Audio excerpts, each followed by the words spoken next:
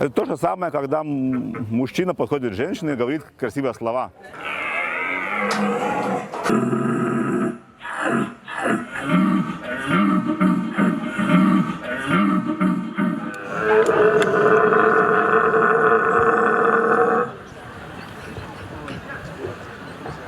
Соревнуются участники в 6 дисциплинах, так называемых. Дисциплина – это определенный вид голоса оленя во время брачного периода, который он может издавать. Вайбичники, которые здесь соревнуются, некоторые не охотники, вот, но это люди, которые очень живут этим, болеют.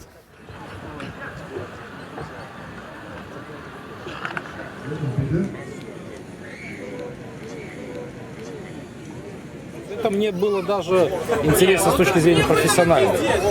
То есть подманить зверя, я как бы научный работник, мне было интересно с ним поговорить, понять. Мы должны изобразить не просто голос, а само состояние животного. Он уже достиг половой, скажем так, зрелости, ему хочется пойти к самкам, с ними, скажем так, пообщаться, но взрослые самцы его обидели и отогнали. Поэтому в его голосе должна чувствоваться тоска. Поэтому это в голосе надо нам отобразить.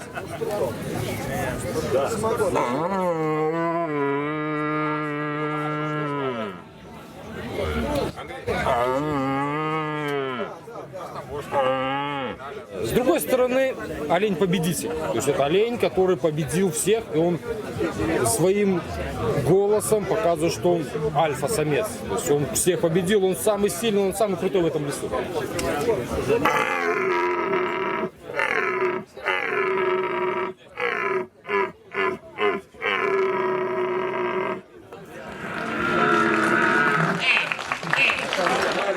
Аплодисменты чемпиону.